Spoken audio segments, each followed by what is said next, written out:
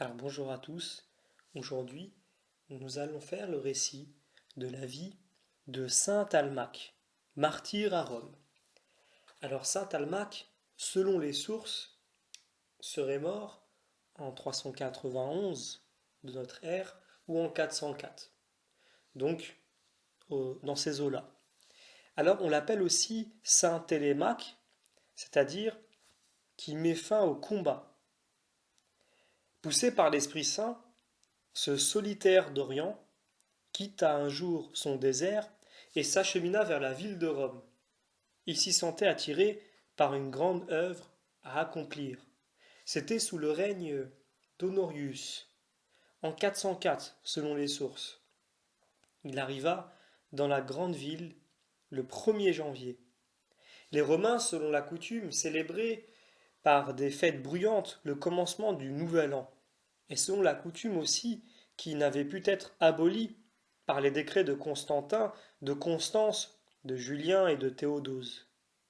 Alypius, préfet de la ville de cette époque, charmait les Romains par le spectacle que ce peuple aimait le mieux, par des combats de gladiateurs. À la vue du sang humain qui coulait à flots dans ces jeux barbares, saint Almaque fut saisi d'une grande douleur. Il pensa qu'il fallait le sacrifice volontaire d'un martyr pour délivrer le monde d'une coutume si diabolique et si invétérée. Il n'hésita pas un instant à se jeter entre des gladiateurs qui combattaient pour les séparer, en s'écriant C'est aujourd'hui l'octave de la nativité de notre Seigneur. Renoncez au culte superstitieux des idoles et abstenez-vous d'offrir des sacrifices impurs. Sur le champ, et par l'ordre d'Alypius qui était spectateur, il fut renversé par terre et mis en pièces. Mais selon une belle parole prononcée de nos jours au milieu d'une autre tuerie non moins barbare, son sang fut le dernier versé sur l'arène.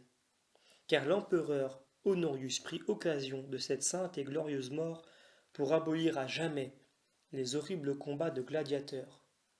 Le monde fut toujours délivré de ses plus grandes calamités par le sang des justes. On représente aussi saint Télémaque en costume de pèlerin, la poitrine percée d'un glaive. Alors, comment est-ce que ce récit de la vie de saint Almaque peut-être nous être donné comme exemple, puisque je le rappelle encore, ces histoires, ces récits des saints ne sont pas là pour simplement orner le livre ou être mis en icône dans notre maison. Ils sont des exemples pour nous. Et on voit que saint Almaque n'a pas osé, n'a pas hésité plutôt, de venir se mettre en plein milieu d'une fête qui était pourtant attendue par tout le peuple et par les plus hauts gradés dans le peuple, donc l'empereur entre autres. Il n'a pas hésité un seul instant à venir se mettre de lui-même, donc c'est un don de lui-même, c'est son corps, et non pas que des paroles en l'air. Il s'est mis entre les gladiateurs, et il leur a rapporté ces paroles qui sont des saintes paroles tirées de la Bible. Il n'a pas eu peur de le faire, et bien que il fut mis en pièces, comme le dit le récit, bien qu'il fût écrasé par le monde, eh bien, cette défaite apparente, comme le Christ sur la croix, était en fait une victoire, puisque, comme le dit encore ce récit, eh bien, il n'y a plus eu dans ce lieu de sang versé. Donc, nous, en tant que chrétiens aujourd'hui, nous ne devons pas, c'est un devoir, je tiens à insister dessus, nous ne devons pas laisser dans ce monde se produire sous nos yeux, dans l'indifférence, sans le don que nous pouvons faire au Seigneur. Donc, pas forcément aller jusque la mort, mais il ne faut pas se taire. Quand il y a des choses qui sont contraires à la parole de l'Évangile, qui sont peut-être des sacrifices faits aux idoles, il ne faut pas rester de marbre et ne rien dire. Nous devons dire non, ceci ne correspond pas à la volonté de Dieu. Ceci, en plus de ne pas correspondre, va carrément à l'encontre. Un sacrifice fait aux idoles. Qu'est-ce que cela pourrait être aujourd'hui? Eh bien, ce pourrait être les combats qui existent encore. Peut-être pas jusqu'à la mort comme avec les gladiateurs, mais des combats tout de même, qui peuvent être d'une grande violence. Mais cela peut être aussi, puisque là, c'est un spectacle, eh bien, un petit peu cette mise en scène que l'on peut retrouver dans certaines séries de divertissement, certains peut-être télé-réalités, par exemple. Donc il faut savoir dire non. Il faut savoir dire que cela est mauvais, quand bien même nous irions à contre-courant de la majorité, et de la très grande majorité.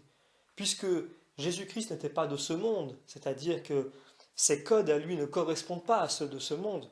Nous, chrétiens, nous devons être de même. Et cela implique de marcher à contre-courant et des fois d'y laisser quelques plumes, comme ce fut le cas pour saint Almac. Alors demandons-lui son intercession, afin qu'il puisse nous donner de là-haut, par l'intercession que nous allons lui faire, la force de pouvoir tenir bon dans un premier temps et rester à contre-courant, mais en plus d'avoir le courage qu'il a eu de s'interposer entre ces deux gladiateurs et de dénoncer ce qui était une ignominie. Saint Almac, priez pour nous.